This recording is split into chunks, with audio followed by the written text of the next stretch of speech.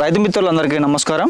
మీరు చూస్తున్నారు మన కిసాన్ మన రైతు. వరిలో కావచ్చు, అలాగే వివిధ రకాల పంటల్లో బోరాన్ వల్ల ఎలాంటి ప్రయోజనాలు కలుగుతాయి అనే దాని గురించి మనం ఈ వీడియోలో తెలుసుకునే ప్రయత్నం అయితే చేద్దాం అనమాట. వరిలో బోరాన్ని ఏ సమయంలో పిచికారీ చేయాలి, నెక్స్ట్ ఏ సమయంలో పైపాటుగా చల్లాలి అంటే మనం పొటాష్లో కనుక మనం పైపాటుగా చల్లాలనుకుంటే 5 కేజీల నుంచి 10 కేజీల బోరాక్స్ను మనం పైపాటుగా మనకు పొటాష్లో కనుక చల్లినట్లయితే మనకు కాండం దృఢంగా రావడానికి, నెక్స్ట్ కంకి బయటకు వచ్చిన తర్వాతకి ప్రతి గింజ మనకు క్వాలిటీగా మనకు అంటే బరువుగా మనకు గింజ రావాలన్నా కానీ బోరాన్ అయితే ప్రతి కంకిలో ఉన్నటువంటి గింజ కూడా మనకు ఏదైతే ఉందో మనకు పాలు పోసుకుండడానికి, నెక్స్ట్ తాలు రాకుండా ఉండడానికి కూడా ఉపయోగపడడం అయితే జరుగుతుందన్నమాట.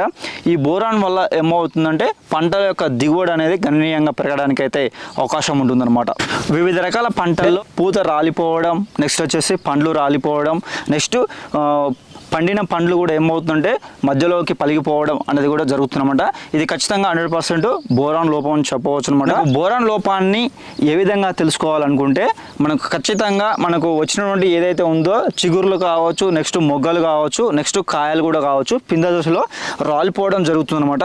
వీటిని 100% మనం బోరాన్ లోపంగా గుర్తించవచ్చు అనమాట. ఒకవేళ మనం సరైన సమయంలో కనుక బోరాన్ అందించినట్లయితే ఇప్పుడు చెప్పుకున్నట్లుగా మనకు చిగురులు అనేవి, నెక్స్ట్ మొగ్గలు అనేవి, నెక్స్ట్ కాయలు అనేవి కూడా రాలిపోకుండా ఉండడానికి, నెక్స్ట్ వచ్చేసి కాయల పగుళ్ళు కూడా తగ్గడం అయితే జరుగుతుంది అనమాట. బోరాన్ని కనుక అందించినట్లయితే వీటిని అయితే నియంత్రణ చేయవచ్చు అనమాట. బోరాన్ అనేది మనం పైపాటుగా కానీ మనం సాయిల్ అప్లికేషన్ కానీ ఇచ్చుకున్నట్లయితే పంటలో గణనీయంగా దిగుబడి పెరగడానికి అయితే బోరాన్ అయితే దోహదం అయితే చేస్తుందని చెప్పవచ్చు అనమాట.